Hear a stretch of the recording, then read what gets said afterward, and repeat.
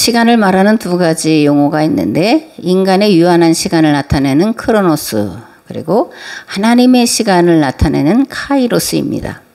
우리가 살아가는 시간, 즉 크로노스는 시작과 끝이 있습니다. 왜냐하면 시간도 하나님의 창조물이기 때문에 그런 거예요. 그래서 시간도 심판의 대상이 되는 겁니다.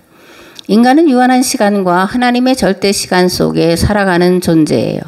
만약 인간에게 크로노스의 시간만 있고 카이로스의 시간이 없다면 어떻게 될까? 법도 양심도 윤리도 도덕도 필요가 없고 오로지 탐욕을 따라 살면 될 것이고, 인간을 죄에서 구원할 종교도 하나님도 필요 없을 겁니다. 그러나 크로노스의 유한한 시간이 있기 때문에, 또 카이로스의 영원한 하나님의 시간이 있기 때문에 인간은 유한한 시간 속에 살아가면서 그 살아간 삶의 흔적들에 대해서 반드시 하나님 앞에서 심판받아야 될 때가 있다라는 것을 기억해야 되고, 그래서 매사에 최선을 다하고 진실하고 신실하게 살아가야 되는 겁니다. 특별히 그리스도인들은 두렵고 떨리는 마음으로 구원을 이루어가기 위해서 온 마음과 온 힘을 기울여야 합니다. 이것을 사도 바울은 땅의 것을 생각하지 말고 하늘에 있는 것을 생각하며 살아라, 이렇게 말씀을 하고 있습니다. 아멘. 골로새서 3장 1절에서 6절 말씀에 보면, 그러므로 너희가 그리스도와 함께 다시 살리심을 받았으면 위의 것을 찾으라. 거기는 그리스도께서 하나님 우편에 앉아 계시느니라. 위의 것을 생각하고 땅의 것을 생각하지 말라. 그러므로 땅에 있는 지체를 죽이라. 곧 음란과 부정과 사욕과 악한 정욕과 탐심이니 탐심은 우상 숭배니라. 이것들로 말미암아 하나님의 진노가 임하느니라, 이렇게 말씀하고 있고, 에베소서 5장 3절에서 7절에도 같은 말씀이 기록이 되어 있습니다. 음행과 온갖 더러운 것과 탐욕은 너희 중에서 그 이름조차도 부르지 말라. 이는 성도에게 마땅한 바니라. 누추함과 어리석은 말이나 희롱의 말이 마땅치 아니하니 오히려 감사하는 말을 하라. 너희도 정녕 이것을 알거니와 음행하는 자나 더러운 자나 탐하는 자 곧 우상 숭배자는 다 그리스도와 하나님의 나라에서 기업을 얻지 못하리니 누구든지 헛된 말로 너희를 속이지 못하게 하라. 이로 말미암아 하나님의 진노가 불순종의 아들들에게 임하나니 그러므로 그들과 함께하는 자가 되지 말라, 이렇게 권고하고 있습니다. 아멘. 사도 바울이 말하는 땅의 것, 음란, 부정, 사욕, 악한 정욕, 탐심, 음행, 온갖 더러운 것, 탐욕, 누추함, 어리석은 말, 희롱의 말이고, 이런 것들을 다 통틀어서 우상 숭배라고 말씀합니다. 그리고 이러한 우상 숭배자들과 더러운 자들은 하나님 나라를 유업으로 받을 수 없다고 말씀을 하고 있습니다. 여기서 음란, 부정, 악한 정욕, 탐심, 음행, 사실 이런 것들은 이방 신전에서 제사 드리던 그런 모습들을 가르쳐서 이렇게 하는 말씀이에요. 어리석은 말, 희롱하는 말, 이런 말들은 우상 숭배자들이 하는 말이고, 그리고 이방 신전에서 하는 행위고, 그러므로 그리스도인들은 이런 일에 발을 들여놓거나 이런 말을 하거나 이런 생각을 해서는 안 된다. 왜냐하면 우상 숭배자들과 더러운 자들은 하나님 나라를 유업으로 받을 수 없기 때문이다, 이렇게 말씀하는 거예요. 그러므로 그리스도인들은 땅의 것들을 생각하거나 바라봐서는 안 되고 위의 것을 생각하고 바라야 되는데, 위의 것이란 하나님 나라를 일컫는 겁니다. 아멘. 예수 그리스도는 죽으시고 부활하신 다음 본래 자리로 돌아가셨죠. 이것을 승귀라고 이렇게 말을 합니다. 예수님께서 이 땅에 오셔서 하신 일이 무엇이냐 하면, 우리가 너무나 잘 아는 대로 모든 만물을 구원할 새롭고 산 길을 열어놓으시기 위해 대신 십자가에서 죽으신 거예요.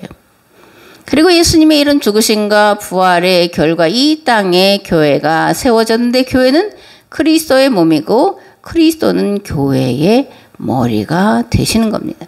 교회는 세계화 공동체의 새로운 구원 공동체의 이름입니다. 하나님은 교회를 통해 세상 만물을 그리스도 예수님 안에 통일시키시기를 원하고 계시는 분이세요. 그러므로 교회와 성도는 위에 계신 예수 그리스도를 바라보며 예수님께서 걸어가신 십자가 대속의 길을 걸어가야 되는 공동체이고 이 땅에 하나님 나라를 이루어가는 공동체인데 다른 말로 하면 예수님 안에 모든 만물을 통일시키는 일들을 위해서 존재하는 것이다. 이렇게 말씀을 드릴 수 있습니다. 아멘. 카이로스와 크로노스가 있다고 말씀드렸는데 이 둘이 그리스도 안에서 그리스도를 통하여 지금 내 안에서 만나져야 되는 사건이에요. 따로가 아니라 카이로스와 크로노스가 예수 그리스도 안에서 예수 그리스도 안에 있는 자들에게 예수 그리스도를 통해서 통합되어지고 연합되어져야 되는데 어떻게 해야 그렇게 될 수 있냐? 그리스도 안에 그리스도와 연합해야 됩니다. 부활의 권능에 참여해야 돼요. 그리스도의 고난에 동참해야 됩니다. 자신의 무능을 철저히 인정해야 돼요. 그리스도 안에 그리스도와 연합할 때 창조된 시간 안에 살면서 하나님 나라가 이 땅에 이루어지도록 하는 일에 최선을 다하게 되는데 이것을 해서 카이로스와 크로노스가 내 안에서 만나져야 된다. 이런 말씀입니다. 아멘. 오늘 함께 나눌 말씀은 빌립보서 3장 10절에서 21절 말씀인데 봉독을 하겠습니다. 내가 그리스도와 그 부활의 권능과 그 고난의 참여함을 알고자 하여 그의 죽으심을 본받아 어떻게 해서든지 죽은 자 가운데서 부활에 이르려 하노니 내가 이미 얻었다 함도 아니요 온전히 이루었다 함도 아니라 오직 내가 그리스도 예수께 잡힌 바 된 그것을 잡으려고 달려가노라. 형제들아 나는 아직 내가 잡은 줄로 여기지 아니하고 오직 한 일 즉 뒤에 있는 것은 잊어버리고 앞에 있는 것을 잡으려고 푯대를 향하여 그리스도 예수 안에서 하나님이 위에서 부르신 부름의 상을 위하여 달려가노라. 그러므로 누구든지 우리 온전히 이른 자들은 이렇게 생각할지니 만일 어떤 일에 너희가 달리 생각하면 하나님이 이것도 너희에게 나타내시리라. 오직 우리가 어디까지 이르렀든지 그대로 행할 것이라. 형제들아 너희는 함께 나를 본받으라. 그리고 너희가 우리를 본받은 것처럼 그와 같이 행하는 자들을 눈여겨보라. 내가 여러 번 너에게 말하였거니와 이제도 눈물을 흘리며 말하노니 여러 사람들이 그리스도 십자가의 원수로 행하느니라. 그들의 마침은 멸망이요 그들의 신은 배요 그 영광은 그들의 부끄러움에 있고 땅의 일을 생각하는 자라. 그러나 우리의 시민권은 하늘에 있는지라. 거기로부터 구원하는 자 곧 주 예수 그리스도를 기다리노니 그는 만물을 자기에게 복종하게 하실 수 있는 자의 역사로 우리의 낮은 몸을 자기 영광의 몸의 형체와 같이 변하게 하시리라. 아멘. 이 말씀은 특별히 이제 사도 바울이 에베소서에서 3장 12절에서 내가 이미 구원을 얻었다 함도 아니고 온전히 이루었다 함도 아니라 오직 그리스도 예수께 잡힌 바 된 그것을 잡으려고 달려간다라고 말씀하는데 이 말은 무슨 뜻일까? 구원은 이미 완성된 것이 아니라 완성을 향해 가는 도상에 있다라는 것을 말하고자 하는 데 있습니다. 그리스도인의 삶은 구원을 이루어가는 과정의 연속이에요. 이미 구원이 완성된 게 아니라는 것을 우리가 가슴에 새겨야 됩니다. 우리의 모든 삶의 과정은 구원을 이뤄가는 과정이다라는 것 항상 기억을 하며 살아야 됩니다. 그리스도를 얻고 그 안에 발견되려고 애쓰는 과정의 연속이고 이것이 구원을 이뤄가는 거라는 겁니다. 그리스도라는 지식이 가장 고상하기 때문에 그리스도를 얻고 그 안에서 발견되기 위하여 땅의 것을 생각하고 보고 듣고 하는 모든 탐심, 우상 숭배를 버리고 위에 계신 우리 주님을 바라보고 나아가라. 사도 바울은 이렇게 빌립보 교회를 향해서 권고를 하고 있습니다. 아멘. 구원을 이루기 위해 성도가 가져야 할 가장 기본적이고 마땅한 자세는 뭐냐? 겸손입니다. 겸손. 첫째도 둘째도 셋째도 겸손이다. 그럼 겸손한 자세는 어떤 자세냐? 예수 그리스도를 닮은 자세인데 예수 그리스도는 본래 하나님이시지만 하나님이심을 비우시고 사람의 모양이 되셨고 죄인의 삶을 사셨고 십자가를 지기까지 하나님께 복종하셨는데 이것이 겸손의 원형이고 모델이다 그런 겁니다. 사도 바울은 빌립보서 2장 6절에서 8절에서 예수님을 근본 하나님의 본체시나 하나님과 동등됨을 취할 것으로 여기지 아니하시고 오히려 자기를 비워 종의 형체를 가지사 사람들과 같이 되셨고 사람의 모양으로 나타나사 자기를 낮추시고 죽기까지 복종하셨으니 곧 십자가에 죽으셨다라고 증언을 하고 있는 것이고 이게 겸손의 모델이다. 우리가 닮아가야 되는 삶, 구원을 이뤄가는 삶의 과정 중에 최고다. 이렇게 말씀을 하고 있는 겁니다. 아멘. 예수님은 마태복음 16장에서 누구든지 나를 따라오려거든 자기를 부인하고 자기 십자가를 지고 나를 따를 것이니라. 누구든지 제 목숨을 구원하고자 하면 잃을 것이요 누구든지 나를 위하여 제 목숨을 잃으면 찾으리라 말씀하고 있고, 사도 바울은 예수 그리스도의 삶, 즉 옛 계약 공동체 이스라엘이 지은 계약 파기 죄를 대신 담당하시려고 대속의 십자가를 지신 것을 닮아 자신도 예수 그리스도의 죽으심을 본받아 어떻게 해서든지 죽은 자 가운데서 부활에 이르려고 애쓴다라고 고백을 하고 있습니다. 믿음은 예수 그리스도를 본받는 것입니다. 주와 함께 부활의 영광에 이르기 위하여 고난도 함께 받는 거예요.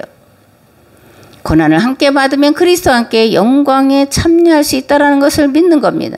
사도 바울은 예수 그리스도를 닮은 삶을 말뿐이 아니라 행함과 진실함으로 보여주셨는데, 순교가 그가 예수 그리스도를 닮은 삶을 살았다는 것을 진실함으로 행함으로 보여준 것이다. 이렇게 말씀을 드립니다. 아멘.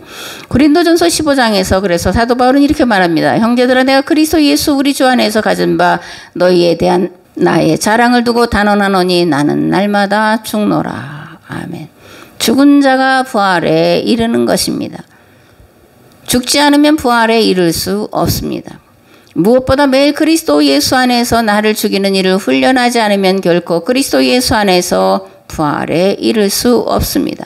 또한 그리스도께서 대속의 길을 가신 것처럼 믿는 자는 세상의 대속을 위한 삶을 살아가야 마땅합니다. 하나님은 복을 위해 목숨을 내놓고 예수 그리스도께서 가신 십자가의 길을 따라가는 자를 기뻐하시고 그에게 부활과 영생과 영광을 허락해 주시는 줄을 믿습니다. 아멘.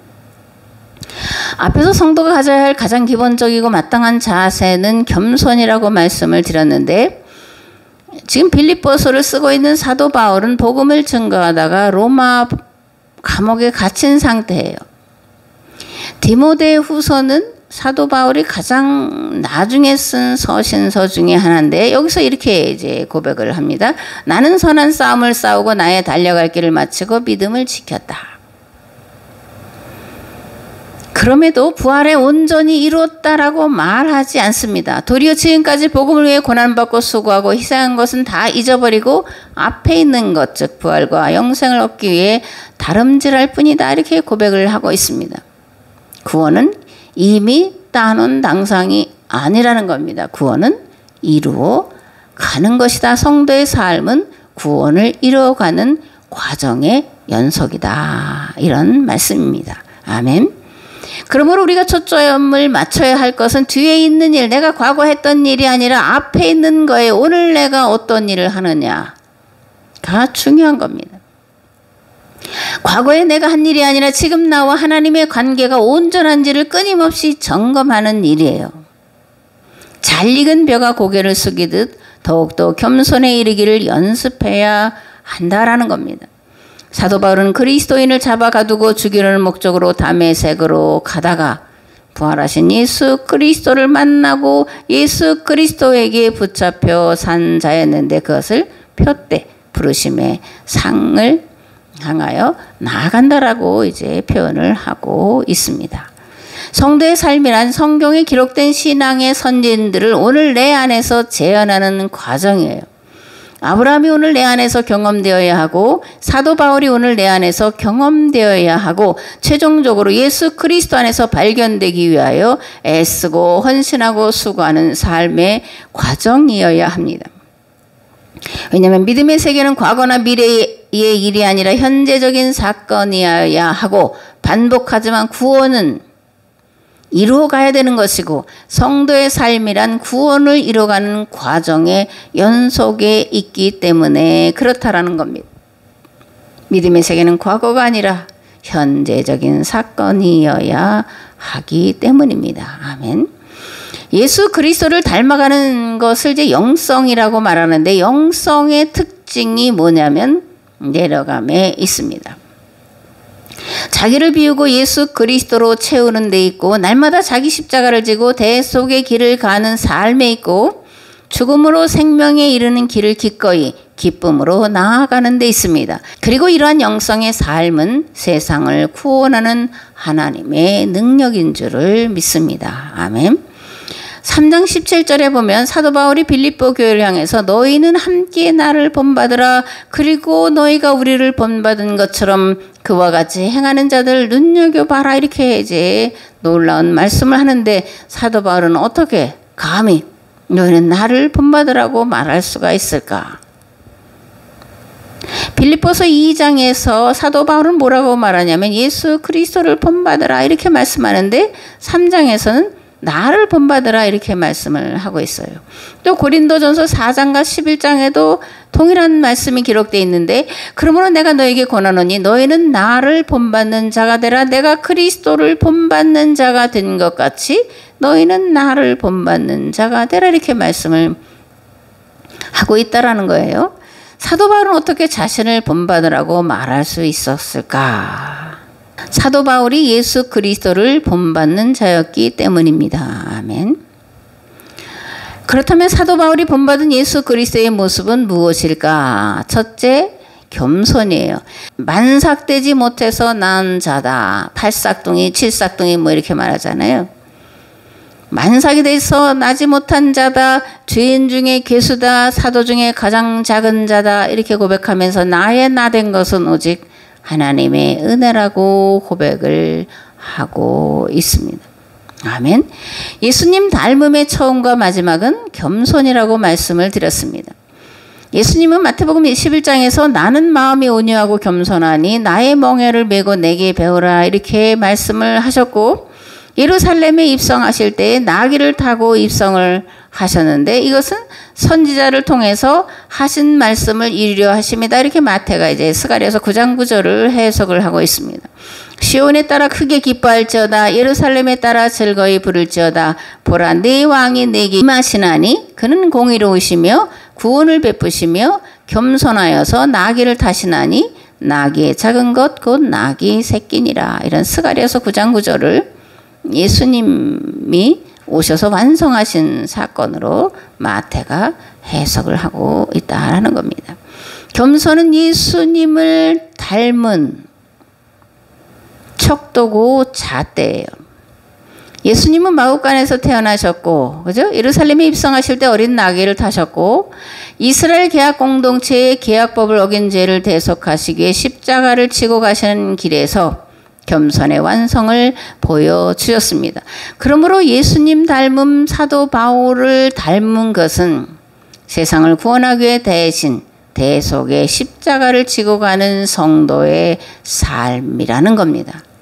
우리가 예수 그리스도를 닮고 구원에 이르기 위해서는 우리에게 주어진 교회에게 주어진 그런 책임과 의무를 신실하고 충성되게 감당해야 하는 줄을 믿습니다. 아멘.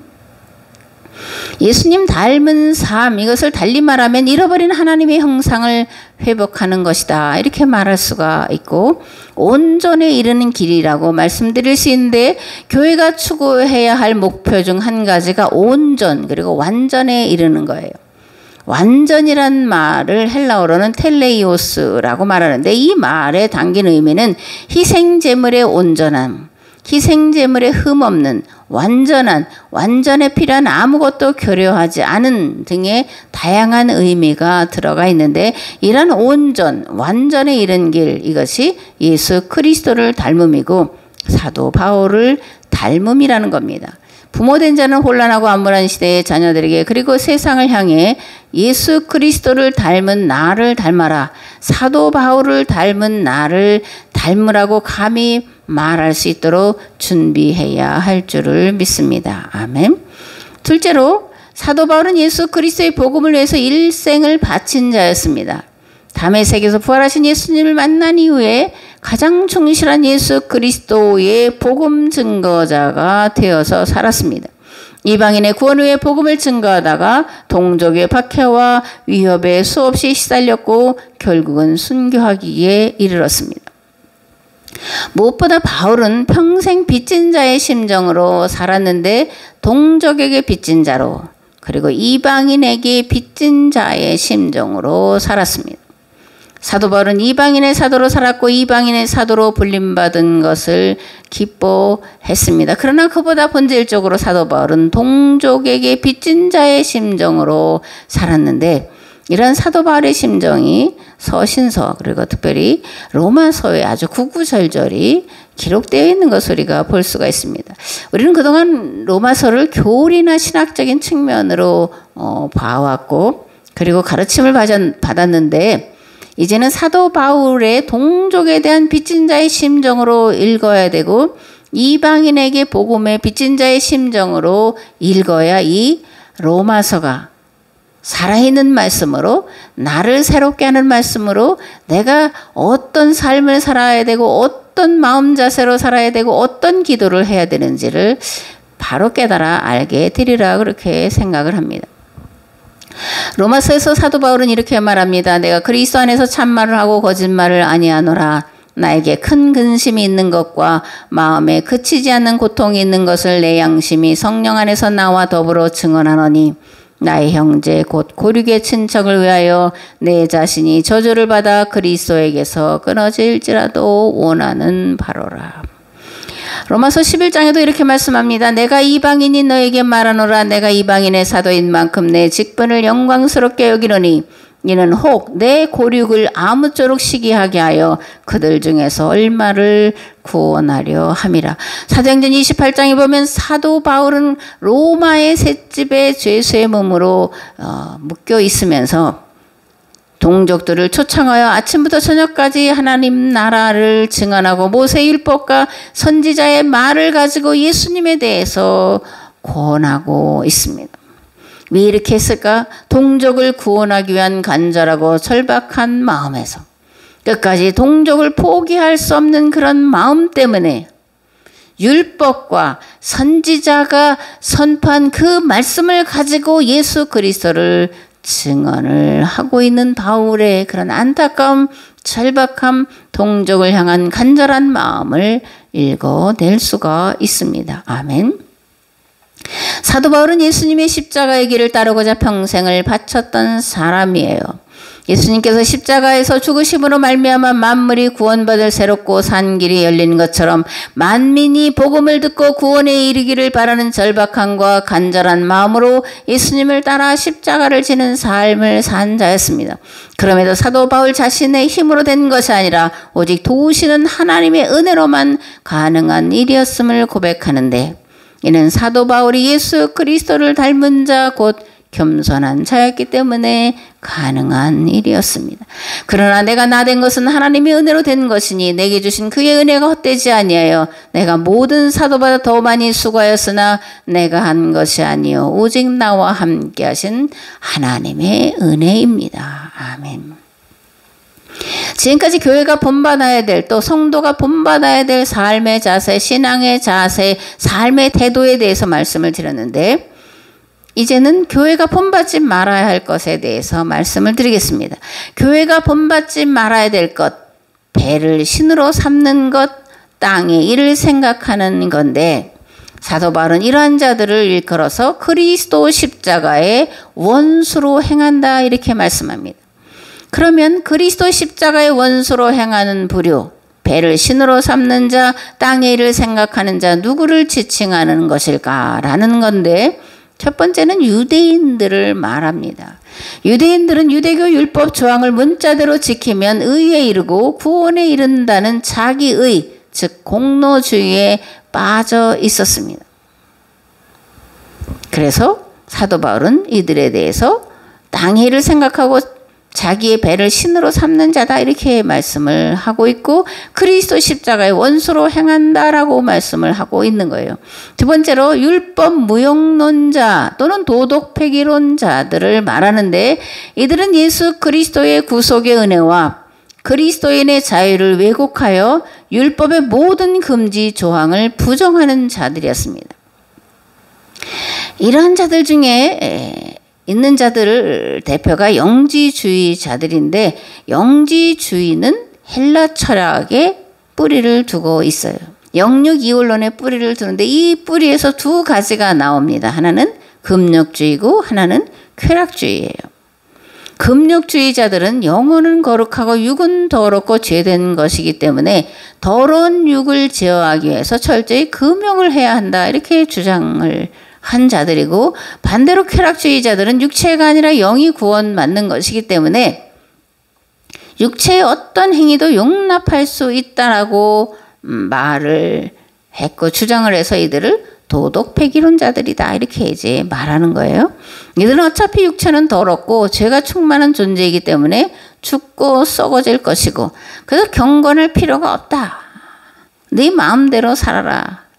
영혼만 하나님을 믿고 교통하면 되니까 육체가 탐욕을 부리고 음란하고 온갖 죄악에 물들어도 구원과는 전혀 상관없다라고 말한 자들입니다. 그러나 기독교 신앙은 이원론이 아니라 일원론입니다. 기독교의 부활은 영의 부활이 아니라 몸의 부활이고 기독교의 구원은 영혼 구원이 아니라 삶의 구원이고 몸의 구원이에요. 성경은 우리 몸은 성령이 거하시는 성전이다 이렇게 말합니다. 이 몸은 구원을 이루어가기 위해서 절대적으로 필요한 몸이에요. 부활에 이를 몸입니다. 물론 이 썩어지고 쇠하는 몸이 아니라 썩지 않고 쇠하지 않을 영광스러운 몸으로 부활하는 그리고 거룩한 삶을 살아가는 그런 모든 일을 행하는 것이 우리의 육체이기 때문에 특별히 예수 그리스도를 믿는 자들은 이 몸을 거룩함과 순전함과 의로움으로 지켜야 하는 겁니다. 아멘. 그렇다면 배를 신으로 삼는 것은 뭘 말하는 거냐? 탐욕에 이끌려 살아가는 것을 말하는데 탐욕의 끝은 하나님과 같아지려는 교만이에요. 하나님의 나라와 하나님의 의를 구하지 않고 오직 자기 의에 충만한 자들이 곧 그리스도의 십자가의 원수로 행하는 것이에요. 우상 숭배가 뭐냐? 신이 하는 것을 신으로 숭배하는 것을 말하는데 그거는 일반 사람들이 생각하는 거예요. 그러나 교회가 성경이 말하는 우상 숭배는 뭐냐? 다른 사람의 고통이나 고난을 돌아보지 않고 오직 자기 이익만을 쫓아 사는 것을 우상 숭배라고 말합니다. 하나님의 이름으로 또는 자기가 믿는 신의 이름으로 지배하고 정복하고 착취하는 통치 이데올로기를 신봉하는 것 그것이 우상 숭배예요. 얘들은 땅의 것만 생각하고 살아갈 뿐이고 그래서 그들의 결국은 멸망에 이르게 된다는 것을 우리는 알아야 됩니다.